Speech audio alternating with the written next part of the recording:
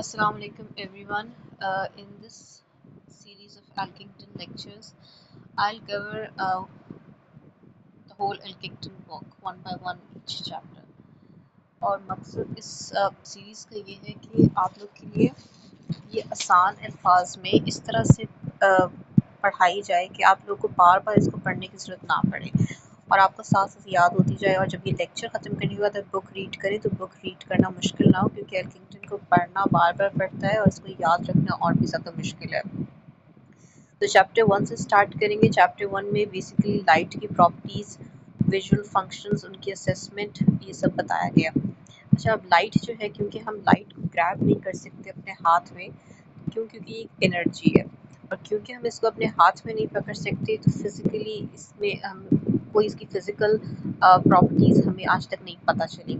Scientist do not yet fully understand the true nature of light in physical sense, क्योंकि physical है ही नहीं, लेकिन there are some properties of light जो कि स्टडी की गई हैं और उन्हीं को हम इस बुक में स्टडी करेंगे, इस चैप्टर में ख़ास तौर पे, और जो कि एक प्रैक्टिसिंग ऑफ्थल्मोलॉजिस्ट के लिए भी पता होना ज़रूरी है। ठीक है, अब ऑप्टिकल रेडिएशंस हम स्टार्ट करते हैं इलेक्ट्रोमैग्नेटिक स्पेक्ट्रम से। ऑप्टिकल रेडिएशंस जो हैं वो लाई करती है between X rays and microwaves in the electromagnetic spectrum. ये जो पूरा दिया हुआ है ये इलेक्ट्रोमैग्नेटिक स्पेक्ट्रम है। इसमें कॉस्मिक रेज भी हैं, गामा रेज भी हैं, एक्स रेज भी हैं, उसके बाद फिर ऑप्टिकल रेडिएशन भी है, विजिबल लाइट जो हमें नज़र आ रही थी वो भी है, माइक्रोवेव्स भी है, रेडार, टीवी, रेडियो, ये सब है। ठीक है, तो ऑप्टिकल रेडिएशंस जो है ये लाई करती है between X rays and microwaves. ठीक है, और ये 7 वेव बैंड्स में जो है फर्दर डिवाइड होती है। उन 7 वेव बैंड्स की जो अच्छी बात ये है कि उन सब की वेवलेंथ जो है वो सिमिलर है और सिमिलर बायोलॉजिकल रिएक्शंस हैं। ठीक है, उसके बाद क्या है कि दीज 7 डोमेन्स आर, ये कौन कौन सी 7 डोमेन्स? अल्ट्रावायलेट सी, ठीक है, यूवी लाइट्स, जो हमें पता है यूवी लाइट्स हम बचपन से सुनते आ रहे हैं बहुत डेंजरस होती हैं, तो उसमें यूवी सी है, यूवी बी है, यूवी ए है।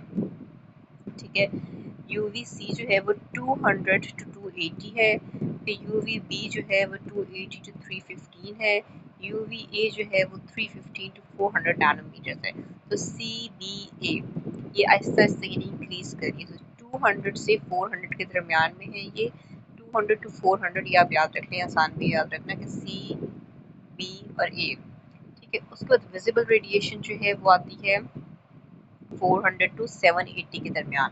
इंफ्रारेड ए है, इंफ्रारेड बी है और इंफ्रारेड सी है। इंफ्रारेड ए जो है वो 780 to 1400 के दरमियान है। इंफ्रारेड बी जो है वो 1400 to 3000 के दरमियान है। इंफ्रारेड सी जो है वो 3000 to 10000 के दरमियान है। ये सारी जो है ना आप लोग लिख लें एक पेज पे, तो आपको याद रहेगा, बार बार इसको आप रिवाइज करेंगे आपको याद हो जाएगा। As with all electromagnetic radiation, जब वेवलेंथ जो है शॉर्ट होगी उसकी एनर्जी ज़्यादा होगी। जैसे हम कहते हैं कि छोटा पैकेट और बड़ा धमाका, तो जितना उसमें छोटी वेवलेंथ वाली लाइट्स होंगी उतनी क्या होगा, उसकी एनर्जी जो है वो ज़्यादा होगी। ठीक है, individual quantum photons of optical radiation. अच्छा, अब आँख के अंदर ये सब जानना क्यों ज़रूरी है? कॉर्निया और स्क्लेरा जो है they absorb essentially all the incident optical radiation।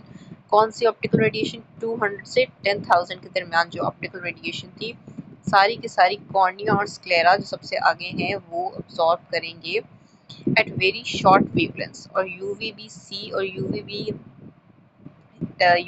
And UVB जो है and long wavelengths in the infrared reason, IRB and IRC। Incident UVA, अब यूवीए जो है वो क्रिस्टलाइन लेंस जो है उस वो अब्सॉर्ब करता है जो कि उसके पीछे होता है। while wavelengths in the range of 400 to 1400 nanometers visible light and near infrared, they pass this ocular media and they fall on the retina। ठीक है, कॉर्निया और स्क्लेरा क्या ऑब्जॉर्व कर रहे थे, या आप पूछे अपने आप से कॉर्निया और स्क्लेरा क्या ऑब्जॉर्व कर रहे थे? They are absorbing optical radiation at very short wavelengths in the UVB and UVC and long wavelengths in the infrared B and C। तो UV की भी B और C हो गई और इंफ्रारेड की भी B और C हो गई। ठीक है, ये कौन है? कॉर्निया और स्क्लेरा। कॉर्निया C से होता है तो UVC और IRC। ठीक है, स्क्लेरा उसके पीछे है तो UVB और IRB, ये दोनों हो गए। UVA कहाँ से है? UVA जो है वो क्रिस्टलाइन लेंस अब्सॉर्ब कर रहा है, while wavelengths in the range 400 to 1400 जो कि विजिबल लाइट भी है और इंफ्रारेड लाइट भी है, तो वो जो है वो रेटिना तक पहुंच रही है। विजिबल वेवलेंथ जो है फिर ये क्या करेगा, जब रेटिना में पहुंचेगा तो रेटिनल के फोटो रिसेप्टर्स जो है वहाँ पे, जो इनको रिसीव करने के लिए खड़े हुए हैं, वो जो है उसको अब्सॉर्ब कर लेंगे and they will give a sensation of light, while the near infrared may give rise to thermal effects। तो इंफ्रारेड जो है वो थर्मल इफेक्ट प्रोड्यूस करेगी और वो जो है वो बहुत ज़्यादा डेंजरस होती है। विजिबल लाइट तो लाइट प्रोड्यूस कर रही है, सिंपल सेंसेशन ऑफ लाइट, लेकिन जो इंफ्रारेड लाइट है वो थर्मल इफेक्ट्स इतने ज़्यादा प्रोड्यूस कर सकती है कि समटाइम्स इक्लिप्स बर्न्स भी हो जाते हैं, ठीक है।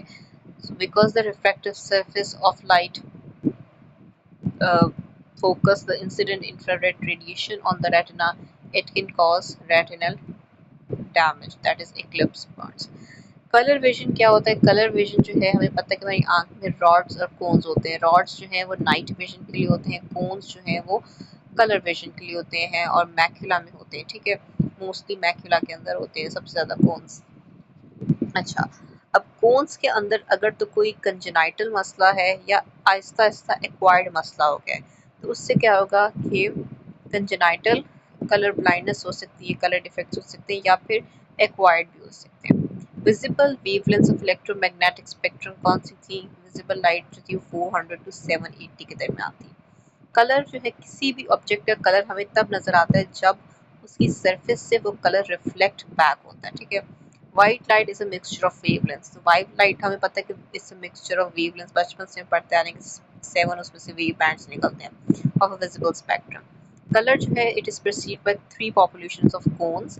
कोन्स में क्या क्या आ जाता है? 3 populations of cone photoreceptors होते हैं रेटिना में, जो कि they are sensitive to light short, middle and long wavelengths. Short के लिए जो है वो ब्लू होते हैं, मिडल के लिए ग्रीन होते हैं और लॉन्ग के लिए जो है वो रेड होते हैं, ठीक है। कंजेनाइटल कलर डिफेक्ट अगर आता है आपके पास, इफ अ कोन पिगमेंट या तो एब्सेंट है, ठीक है, या फिर उसकी शिफ्ट में कोई मसला आ गया, if there is a shift in its spectral sensitivity, यानी जो स्पेक्ट्रम वो उसको परसीव करना चाहिए वो उससे शिफ्ट हो गया, तो क्या होगा कि स्पेक्ट्रल सेंसिटिविटी में शिफ्ट आ गई है। तो ड्यूटेनोपिया, प्रोटेनोपिया और ट्राइटेनोपिया जो है they indicate the absence of red, they indicate the absence of green, red and blue cones, ठीक है। और ड्यूटेरोनॉर्मली, प्रोटोनॉर्मली एंड ट्राइटोनॉर्मली जो है दे इंडिकेट शिफ्ट। अब एक में क्या हो रहा है कि एब्सेंस है और एक में जो है वो शिफ्ट है, तो जहाँ पे हम ए नोपिया आ जाए तो वहाँ पे इसका मतलब एब्सेंस है, और एनॉमली जहाँ के एंड पे आ जाए तो इसका मतलब कि शिफ्ट है in the corresponding cone sensitivity. X chromosome gene जो है carries gene encoding for red and green pigment, whereas chromosome 7 carries the blue pigment gene। अब chromosome 7 carries the blue pigment gene कैसे याद रखेंगे? 7 skies होते हैं और sky blue होता है, तो 7 carries the blue pigment gene, ठीक है। Men में ज़्यादा होता है, of men 8%, women 0.5% have the defect of red green system। Commonest जो हमारे पास होती है ड्यूटेरोनॉर्मली, यानी कि शिफ्ट वाला मसला जो है वो सबसे ज़्यादा कौन सा होगा? ग्रीन में जो होता है, ठीक है। और विच अकर्स 5% ऑफ मेन और 0.3% ऑफ वुमेन में होगा। ट्राइटन डिफेक्ट्स जो हैं वो बहुत रेयर होते हैं। उसके बाद आ जाए कंजेनाइटल कलर डिफेक्ट्स जो हैं, they characteristically affect particular parts of spectrum, ठीक है। कंजेनाइटल कुछ पार्ट्स में बहुत स्पेसिफिकली प्रेजेंट होता है, कंजेनाइटल डिफेक्ट्स होते हैं, लेकिन एक्वायर्ड जो है वो स्पेक्ट्रम में कहीं भी हो सकते हैं, and sometimes they are more pronounced in some regions। For example, acquired optic nerve disease जो है उसमें रेड और ग्रीन ज़्यादा होंगे। An exception occurs in glaucoma, ठीक है। ग्लोकोमा जो है वो ऑटोजोमल ऑप्टिक न्यूरोपैथी भी है, और वैसे भी ऑटोजोमल डोमिनेंट न्यूरोपैथी कोई और हो, ऑप्टिक न्यूरोपैथी, तो उसमें क्या होता है कि it initially it cause a predominantly blue yellow deficit, and it has been recently found कि ग्लोकोमा में विजुअल फील्ड लॉस अगर आपने डिटेक्ट करना है पेरीमेट्री से पहले, तो क्या करें? पेरीमेट्री को परफॉर्म करें using a blue light stimulus and a yellow background, ठीक है। एक्वायर्ड रेटिनल डिजीजेस अगर आ जाती हैं तो they tend to cause blue yellow defects except in cone dystrophy और Stargardt disease जिसमें green और red डिफेक्ट ज़्यादा होते हैं। ठीक है, उसके बाद क्लिनिकल टेस्ट कौन से परफॉर्म किए जाते हैं कलर विजन के लिए। उसमें सबसे कॉमन जो हम करते हैं वो होता है इशारा चार्ट, लेकिन इशारा जो है वो बेसिकली कंजेनाइटल के लिए ज़्यादा बेहतर होता है। अच्छा, फार्न्सवर्थ मसल हू टेस्ट जो है वो 100 प्लेट्स नहीं सॉरी 100 जो है ये कॉम्प्रहेंसिव एक टेस्ट होता है। इसमें 84 प्लेट्स होती हैं। 21 के 4 ग्रुप्स में जो है इनको हम डिवाइड करके रख देते हैं और फिर पेशेंट को कहते हैं कि उनको अरेंज करें। ठीक है, D15 में भी क्या होता है कि it uses color it uses colors from all parts of the spectrum which must be arranged in order from a single reference color. The test does not distinguish mild color defects, but for most purposes, those passing the test are unlikely to have with good discrimination. Ishihara में क्या होता है, Ishihara congenital red green defects के लिए होता है और congenital red green defect most common abnormality है कलर विजन की डिफेक्ट की। इसमें भी वही होता है कि आप पेशेंट को जो है वो पढ़ाते हैं, वो नंबर्स भी उसमें लिखे होते हैं। जो पढ़े लिखे लोग होते हैं उनको नंबर्स पढ़ाएंगे, जो इलिटरेट्स होते हैं उनको हम लोग जो वीवी पैटर्न्स कहते हैं पढ़ें। नॉर्मली पेशेंट से कहेंगे कि वो अपना हाथ रख के उसके ऊपर ट्रेस करने की कोशिश करे और बताएंगे क्या पैटर्न बना हुआ है। ठीक है, the figures can only be distinguished from their background by their color. Background जो फॉर एग्जांपल डिफरेंट कलर का है और आगे उसके नंबर जो लिखा होगा या पैटर्न जो बना हुआ डिफरेंट कलर का होगा और इसमें जो है वो कंट्रास्ट की टेस्टिंग नहीं होती, तो the difference is not by contrast. Lanthony new colour test जो है वो भी डिस्क्रिमिनेशन टेस्ट है, वो चिल्ड्रन में यूज होता है। तो चिल्ड्रन विल यूज लैंथनी, लैंथनी एल से स्टार्ट होता है, लिटिल किड्स, तो वो भी एल से स्टार्ट करते था, उसको चिल्ड्रन की जगह लिटिल किड्स करके याद कर लिया। यूवी लाइट हम बचपन से सुनते आ रहे हैं, यूवी लाइट डेंजरस होती है। UVA, UVB, UVC retinal photoreceptors जो हैं they are sensitive to wavelengths between 400 and 350 in the near UVA light. ठीक है, अब हमने पढ़ा था कि क्रिस्टलाइन लेंस जो है वो यूवीए लाइट को अब्सॉर्ब कर रहा है, तो यूवीए लाइट को जो क्रिस्टलाइन लेंस अब्सॉर्ब कर रहा है और फेको सर्जरी हुआ तो इंट्राऑक्यूलर लेंस डाल देंगे आँख में, तो उसके अंदर तो वो कुदरती सलाहियत नहीं है कि वो यूवीए लाइट को अब्सॉर्ब करे। तो क्या होगा कि यूवीए लाइट जो है वो पीछे चली जाएगी आई में और अब्सॉर्ब नहीं होगी।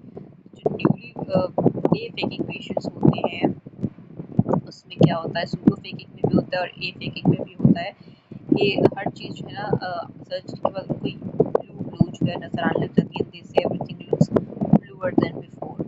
तो बेहतर ये कि अगर यूवी फिल्टर्स जो है वो लगा जा सकें लेंसेज के अंदर, so that's a better option and a better lens with UV filter, ताकि हर चीज़ को ब्लू ब्लू नज़र ना आए सर्जरी के बाद। Of greater concern is the recent evidence that wavelengths between 350 nanometers in the UV and 441 nanometers in the visible spectrum are potentially the most dangerous for causing retinal damage under normal environmental conditions। ठीक है, और इसीलिए ये ज़रूरी है कि intraocular lenses जो हैं दे फिल्टर आउट द लाइट। बहुत सारे ऐसे ऑप्टिकल इंस्ट्रूमेंट्स भी हैं जैसे इनडायरेक्ट ऑफ्थाल्मोस्कोप है, इंट्राओक्यूलर लाइट पाइप इल्यूमिनेशन है, ऑपरेटिंग माइक्रोस्कोप है जिसमें फेको सर्जरीज हुई होती है। तो इन सब की लाइट भी जो है वो रेटिना के लिए काफ़ी डेंजरस है। ठीक है, तो इन सब के अंदर भी फिल्टर्स हो तो ये बेहतर है।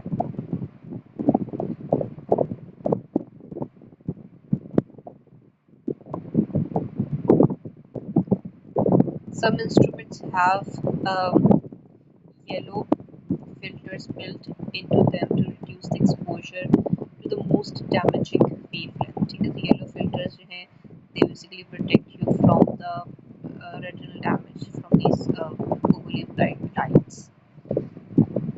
अच्छा, फ्लोरोसेंट क्या है? फ्लोरोसेंट प्रॉपर्टी होती है एक मॉलिक्यूल की to spontaneously emit a light of shorter wavelength, sorry, to emit a light of a longer wavelength when stimulated by a light of shorter wavelength। shorter wavelength से मतलब blue light। तो blue light जब पड़ेगी तो उसमें से क्या कौन सी लाइट निकलेगी? ग्रीन लाइट निकलेगी। आपने देखा होगा कि आप जब कॉर्नियल अल्सर वगैरह को, एपिथेलियल डिफेक्ट्स को जो है जब विजुलाइज करने की कोशिश करते हैं तो आप फ्लोरोसेंट डाई लगाते हैं ऑरेंज कलर की। वो ऑरेंज कलर की फ्लोरोसेंट डाई जब आप लगाते हैं तो आप अपने स्लिट लैम्प पे ब्लू कलर का फिल्टर ऑन करते हैं। ब्लू लाइट के अंदर जब आप फ्लोरोसेंट को देखते हैं तो वो ग्रीन हो जाती है। orange dye fluorescent sodium. When excited by blue light, it emits yellow और ग्रीन लाइट। ठीक है, यही बताया गया। दूसरा जो यूज़ है फ्लोरोसिन का वो है फ्लोरोसिन एंजियोग्राफी, जिसे FFA कहते हैं। वो रेटिनल और कोरोइडल सर्कुलेशन को देखने के लिए जो है यूज़ होती है। उसमें क्या होता है कि एक सोर्स ऑफ ब्राइट लाइट जो है वो पास की जाती है। ठीक है, फ्लोरोसिन इंजेक्ट किया जाता है आपकी बॉडी में थ्रू एन इंजेक्शन, और उसके बाद क्या होता है कि एक ब्राइट लाइट जो है वो पास की जाती है, और उसके अंदर जो है एक फ़िल्टर लगा होता है जो कि उस ब्राइट लाइट को ब्लू लाइट में कन्वर्ट करता है। ठीक है, when the light from the flash unit of a fluorescent camera passes through a blue excitation filter to illuminate the fundus with blue light. fundus को हम blue light से देखते हैं। wavelengths transmitted by the excitation filter approximate to the absorption spectrum of fluorescein. तो basically वही चीज़ होती है दोबारा से। Most of the light is absorbed, some is reflected, unchanged, some is changed to yellow, green light by fluorescence. तो कुछ light तो वो अब्सॉर्ब कर लेता है, कुछ जो है वो वैसे ही उसको रिफ्लेक्ट बैक कर देता है विदाउट एनी चेंज, और कुछ में क्या होता है येलो ग्रीन लाइट जो है वो इमिट करता है। ठीक है, बाय फ्लोरोसेंस। अब ब्लू लाइट जो रिफ्लेक्ट की है, ठीक है, द रिफ्लेक्टेड ब्लू लाइट और येलो ग्रीन लाइट दोनों ज़ाहिर है वहाँ से निकल रही हैं। अब दोनों मिक्स ना हो जाए तो उसके लिए क्या करते हैं कि येलो और ग्रीन बैरियर फिल्टर जो है वो कैमरे में लगा होता है, और वो उन दोनों लाइट्स को सेपरेट कर देते हैं। This blocks the blue light जो रिफ्लेक्ट हो रही थी and exposes the camera film only to yellow green light from the fluorescein, thereby delineating vascular structures in the leakage of dye। तो हम देख लेते हैं कि कहाँ पे हेमरेजेस हैं, कहाँ पे वैस्कुलर स्ट्रक्चर्स का क्या एनाटमी है। ठीक है, वो सारा कुछ देख लेते हैं उसमें। एक चीज़ होती है सूडो फ्लोरोसेंस। ठीक है, कभी कभार क्या होता है कि ये बैरियर्स जो हैं सही काम नहीं करते, कैमरास जो हैं इनके अंदर कोई फॉल्ट्स आ जाते हैं, तो या तो बैरियर के अंदर जो है वो ओवरलैपिंग हो जाती है। ठीक है, ब्लू लाइट और जो ग्रीन लाइट दोनों निकल रहे थे वो मिक्स हो जाते हैं, तो उससे सूडो फ्लोरोसेंस जो है उसका भी इफेक्ट आ जाता है। और कभी कभार एक्साइटेशन में जो है जहाँ पे ब्लू लाइट एक्साइट हो रही थी, सॉरी जहाँ पे वाइट लाइट एक्साइट हो के ब्लू फंडस को इल्यूमिनेट कर रही थी, वहाँ पे कोई अगर फ्लॉ आ जाए तो सूडो फ्लोरोसेंस हो सकती है। And this allows reflected wavelengths at the green end of blue to pass through the barrier filter and appear as fluorescence. Other important applications of fluorescence include staining of ocular surfaces। मैंने आपको पहले बताया, ocular surface में आप tier film breakup time देख सकते हैं, आप कॉर्निया में एपिथेलियम डिफेक्ट्स देख सकते हैं, एंटीरियर सेगमेंट की एंजियोग्राफी कर सकते हैं। ठीक है, एक्वस ट्यूमर प्रोडक्शन देख सकते हैं, आउटफ्लो देख सकते हैं। In light microscopy the localisation of tissue constituents using fluorescent bound specific immunoglobulin. Indocyanine green जो है it is also a dye in a fluorescent substance which absorbs 805 nanometres and emits 835 nanometre infrared radiation.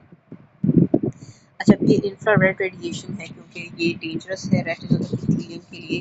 Naturally retinal epithelium जो है इसको absorb नहीं करता। ठीक है, it is possible to observe fluorescein of the choroidal circulation after this dye is administered IV। तो IV उसमें लगाएंगे, only 4% of 805 nanometer radiation absorbed by ICG is emitted and 835 compared to the total fluorescein of fluorescein of fluorescein। ICG angiography is not yet in general use। ये आपने normally नहीं देखी होगी, इतनी सारी नहीं देखेंगे आप, but it has been shown to delineate occult choroidal neovascularization not possible with fluorescein, and it is also been used to photosensitize vascular lesions to diode laser photocoagulation। ठीक है, मतलब बहुत छोटी छोटी जहाँ पे न्यू वेसल्स बनी होती हैं तो वो भी इसमें नज़र आ जाती है। ठीक है, वेव थ्योरी ऑफ लाइट क्या है। अब लाइट जो है नीचे 3 डायग्राम्स दी हुई हैं, इसमें एक में जो है वो स्ट्रेट लाइन से निकल रही है, एक में वेव्स निकल रही हैं और एक में कंसेंट्रिक सर्कल्स निकल रहे हैं। ठीक है, अब सारी जो ऑप्टिकल डायग्राम्स है उनमें जो है लाइट जो है travels like a straight line unless it is faced by an obstacle. जैसे आप अपनी एक धुन में चल रहे होते हैं और अनलेस कोई आपको छेड़े या आपके रास्ते में आए तो आप अपना रास्ता नहीं बदल देते, तो लाइट भी उसी तरह ही होती है, बिल्कुल सीधा चलना चाहती है अनलेस कि कोई आगे उसके सरफेस आ जाए, कोई ऑब्जेक्ट आ जाए, कोई लेंस रख दें कोई मीडियम उसका चेंज कर दें तो तब तक वो सीधी ही चलती रहेगी। और जितनी भी डायग्राम्स हैं उसमें जो है फ्रॉम लेफ्ट टू राइट जो है ना डायग्राम्स बनाई जाती है। ठीक है, अब फिगर 1.5 को अगर आप देखें इसमें डिफरेंट बताया कि पॉइंट सोर्स से लाइट निकल रही है, फिर जो है वो वेव्स की मोशन में निकल रही है, फिर कॉन्सेंट्रिक सर्कल्स में निकल रही है। So the same effect is seen if you drop a stone in the water। ठीक है, ये viewed from above circular waves जो हैं they appear ripple effect से हम कहते हैं वो आएगा। If the process were viewed in cross section, the waves would appear as ripples traveling away from the center of disturbance। Wave motion जो है it consists of disturbance or energy passing through a medium। Wave motion कब produce होगा, जब उसको आप disturb करेंगे by changing its medium, by making it pass through a medium। Medium itself does not move। ठीक है, मीडियम खुद तो मूव नहीं करेगा लेकिन वो उसके जो वेव को है उसके बिहेवियर को थोड़ा सा चेंज कर देगा। But it's constituent particles vibrate at right angles to the direction of the travel of the wave। अच्छा, अगर आप एक रिबन को टाई करें और उसको उसके ऊपर से नीचे उसको यूं करके जोर लगाएं तो क्या होगा कि crest of the wave moves along the motion produce होता है मतलब स्टार्ट से एंड तक। ठीक है, along the length of the rope। Ribbon जो है वो अप एंड डाउन मूव करेगी at one point on the rope। Wavelength क्या है, साइकिल क्या है, एम्पलीट्यूड क्या है, फेज क्या है, फेज डिफरेंस क्या है, यहाँ पे इन पेजेस पे हम ये चीज देख लेते हैं। वेवलेंथ सबसे पहले देखिए वेवलेंथ क्या है। Wavelength is defined as the distance between the two symmetric parts। अब symmetric parts में आप देख लीजिए यहाँ मैक्सिमा लिखा है ना, मैक्सिमा। अब ये सबसे जो ऊंचा पार्ट है जो पीक है, सही है इसकी। अब पीक टू पीक अगर हम देखेंगे तो वो होगी वेवलेंथ। अब जहाँ मिनिमा लिखा है नीचे आप देख लीजिए minima to minima, maxima to maxima, ये जो है ना ये है वेवलेंथ। ठीक है, और एक कंप्लीट ऑस्किलेशन का मतलब क्या होता है, कंप्लीट यानी कि स्टार्ट हुआ, ऊपर गया, फिर नीचे आया, ये होती है कंप्लीट ऑस्किलेशन। इसको कहते हैं साइकिल। ठीक है, साइकिल हो गई। और फिर एम्पलीट्यूड क्या है, एम्पलीट्यूड बेसिकली हाइट होती है। ठीक है, एम्पलीट्यूड बेस लाइन से हाइट, जहाँ पे ये देख लेगा बेस लाइन से हाइट को मेजर करेंगे तो वो हो जाएगा आपका एम्पलीट्यूड। वो चाहे आप ऊपर से मिनिमा से लें या मैक्सिमा से लें। Any portion of the cycle is called phase. इसमें ये बताया गया कि if two waves of equal wavelength but not necessarily equal amplitude are traveling in same direction, they're out of step। नीचे आप देखिए कि दो वेव्स हैं बिल्कुल सिमिलर लुकिंग है लेकिन वो ये एक आगे और एक पीछे है, तो ये क्या हो गया, they are out of step. Out of step का मतलब ये नहीं कदम से कदम मिला के नहीं चल रही, इसको हम कह देंगे फेज डिफरेंस। ठीक है, अगर ये कदम से कदम लगा के चल रही होती तो फेज डिफरेंस ना होता। ठीक है, out of phase by 1/4 of the wavelength। Figure 1.7 shows two waves of equal wavelength which are out of phase by 1/4 of a wavelength। Phase difference includes phase difference equals 90 degree, the complete cycle being 360। so उसका basically वो half हो गया। ठीक है, अगर 1/4 का difference है, shows two waves of equal wavelength which are out of phase by 1/4 of a wavelength। 1/4 of the wavelength का difference है, the phase difference equals 90, the complete cycle being 360। अच्छा, light waves that are out of phase are called incoherent waves। ठीक है, और light waves जो phase में होंगी वो होंगी coherent phase। और आगे लेजर वाले चैप्टर में पढ़ेंगे कि लेजर की जो लाइट होती है हमेशा coherent होती है। इंटरफेरेंस जो है ना, इंटरफेरेंस वही है कि अगर आपकी दो रेज जो है वो कंबाइन हो रही हैं और उनकी जो है पावर इंक्रीज हो रही है तो वो कंस्ट्रक्टिव हो जाएंगी, डिक्रीज हो रही है तो वो डिस्ट्रक्टिव हो जाएंगी। और अगर डिस्ट्रक्टिव होंगी तो वो कहाँ कहाँ होंगी, डिस्ट्रक्टिव जो है ना वो कॉर्निया में होती है। कॉर्निया में कैसे होती है, destructive interference occurs in the stroma of the cornea। Collagen bundles of the stroma are so spaced that any light deviated by them is eliminated by destructive interference। ठीक है, और बाकी ऑप्टिकल इंस्ट्रूमेंट्स में भी इनका यूज़ होता है। Optical instrument में इनका यूज़ कैसे होता है कि low reflection coatings which are applied to lens surfaces. तो लेंस की जो सरफेस होती है उसमें जो सुपरफिशियल और डीप दो होती है, ठीक है। Coating consists of thin layer of transparent material of appropriate thickness. Light reflected from the superficial surface of the layer and light reflected from the deep surface of the layer eliminate each other by destructive interference. तो ये हो गया आपका interference complete. अच्छा, अब diffraction पे आ जाए। Diffraction का जो है उसमें ये है कि किसी भी छोटे होल से जब लाइट पास होती है तो उसमें क्या होता है, जो सेकेंडरी वेव्स प्रोड्यूस होती हैं उनकी शेप चेंज हो जाती है, ठीक है। The wave motion spreads out on the far side of the obstruction. It is as if the edge of the obstruction acts as a new center from which the secondary wave fronts are produced, which are out of phase with the primary waves. This phenomenon is called diffraction. तो आप देखिए initially जो light source से light produce हो रही थी, waves produce हो रही थी, वो डिफरेंट शेप की थी, और जो दूसरे सोर्स के से गुजरने के बाद प्रोड्यूस हो रही हैं वो बिल्कुल डिफरेंट हैं। तो उन्होंने जो है उसकी शेप चेंज कर ली है and they are both out of phase, ठीक है। अब इसमें आप देखेंगे light when the light passes through a circular aperture and occur in all optical systems including lenses, optical instruments and the eye. In the cases of lenses and instruments, the diffraction effect at the aperture used is negligible compared with the other errors or aberrations of the eye. तो eye naturally जो है pupil जो है it works as a airy disc जिसे हम कहते हैं, लेकिन छोटा पीपल जो होता है उसमें क्या होता है कि इमेज इम्परफेक्शन के चांसेस ज़्यादा होते हैं। लेकिन अगर आपका पीपल आप बड़ा भी कर दें और डिफ्रैक्शन को आप रिड्यूस भी करना चाहें तो वो कोई इतना फ़ायदेमंद नहीं होती। उससे क्या होता है कि एब्रेशंस जो है ना वो ज़्यादा बढ़ जाती है, और एब्रेशंस जो है फिर हम आगे चैप्टर 8 में पढ़ेंगे डिटेल में, एब्रेशंस ऑफ ऑप्टिकल सिस्टम और नेचुरल जो आई है उसका क्या है सारे एब्रेशंस का मसला, ठीक है। Principle of diffraction is used in the design of some multifocal intraocular lenses. तो इसका जो बेहतर यूज है वो सिर्फ मल्टीफोकल इंट्राओकुलर लेंसेज के अंदर है, वो भी आगे डिटेल में आपको पढ़ाया जाएगा। अच्छा, limit of resolution and resolving power क्या है? Limit of resolution and resolving power जो है ना हम नेक्स्ट